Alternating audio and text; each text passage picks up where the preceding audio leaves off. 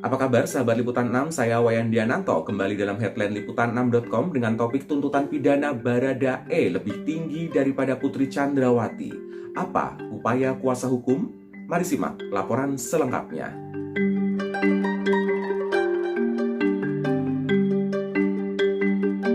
Dalam sidang di Pengadilan Negeri Jakarta Selatan 18 Januari 2023, Jaksa Penuntut Umum atau JPU menuntut Richard Eliezer alias Baradae hukuman 12 tahun penjara atas kematian Nofriansyah Yosua Huta Barat atau Brigadir J.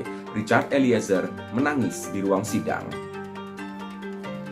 Jaksa Paris Manulu sempat terdiam untuk mengatur napas sebelum mengungkap kalimat tuntutan 12 tahun penjara kepada Richard Eliezer. Jaksa menilai Richard bersalah melakukan pembunuhan Brigadir J dan melanggar pasal 340 Jungto pasal 55 ayat 1 KUHP. Richard tertunduk menangis mendengar dakwaan jaksa. Hakim memintanya berdiskusi dengan pengacara Roni Talapesi yang kemudian memeluk untuk membesarkan hatinya. Roni menegaskan pihaknya akan terus berjuang agar Richard Eliezer mendapat keadilan. Roni menegaskan kliennya tak berniat membunuh Brigadir J. Sepanjang persidangan, saksi ahli yang hadir pun tak ada yang memberatkan Richard Eliezer. Ia berjanji akan menyusun nota pembelaan terbaik.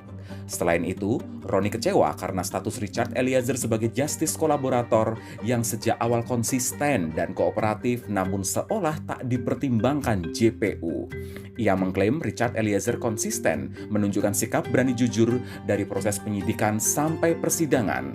Roni berharap hakim bisa menerapkan keadilan bagi kliennya.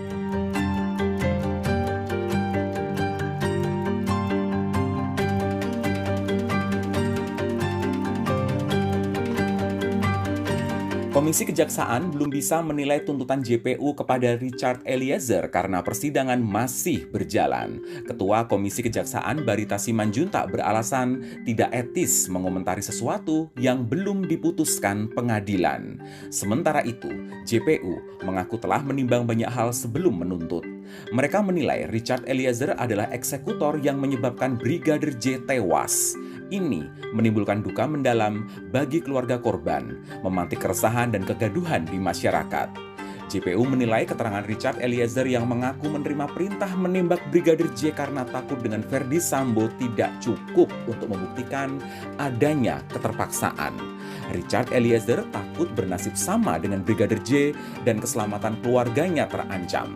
Namun jaksa menilai Richard mengiyakan begitu saja permintaan Verdi Sambo tanpa adanya ancaman atau aksi kekerasan terhadapnya. Dalam pandangan jaksa, Richard Eliezer tidak dalam kondisi tertekan saat Verdi Sambo memintanya secara langsung di hadapan Brigadir J untuk melepas tembakan.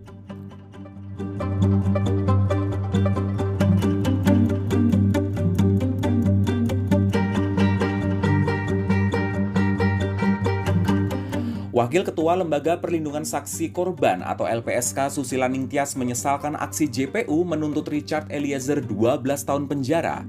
Ini lebih tinggi jika dibandingkan dengan terdakwa lain yakni Putri Chandrawati, Kuat Ma'ruf dan Ricky Rizal yang dituntut 8 tahun. LPSK sudah banyak bekerja sama dengan JPU dalam proses peradilan ini. Rupanya, rekomendasi LPSK terkait status Richard Eliezer sebagai justice kolaborator tidak diperhatikan JPU. Padahal, keringanan tuntutan untuk justice kolaborator dijelaskan dalam Undang-Undang Perlindungan Saksi Korban Nomor 31 Tahun 2014. Sebagai justice kolaborator, Richard telah menunjukkan komitmen dan konsistensi dalam mengungkap kejahatan ini secara terang benderang. Susila Ningtyas mengklaim, tanpa pengakuan Richard, kasus kematian Brigadir J tidak akan terbuka. Wakil Ketua LPSK Edwin Partogi menilai tuntutan jaksa sangat bias. Ia mengingatkan hakim mengakui keterangan terdakwa lain berbelit-belit sementara Richard Eliezer memberi keterangan terang benderang sesuai alat bukti. Edwin mengingatkan dalam Undang-Undang Perlindungan Saksi Korban, seorang justice kolaborator tidak dilihat dari kualitas perbuatan, tapi hanya dilihat kontribusinya dalam mengungkap sebuah kasus.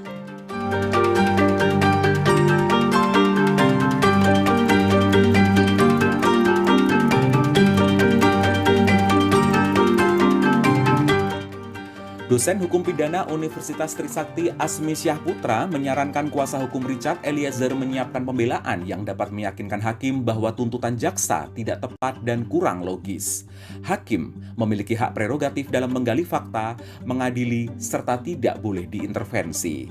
Jika pledoi buatan Roni Talapesi dapat meyakinkan hakim, maka vonis Richard bisa lebih ringan.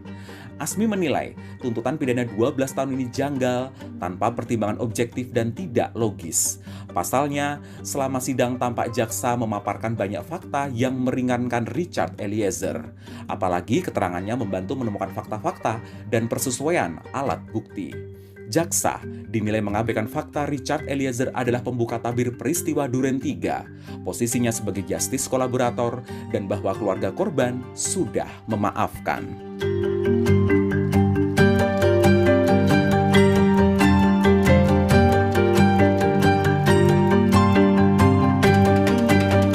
Sekian headline liputan6.com, saya Wayan Diananto undur diri, sampai jumpa.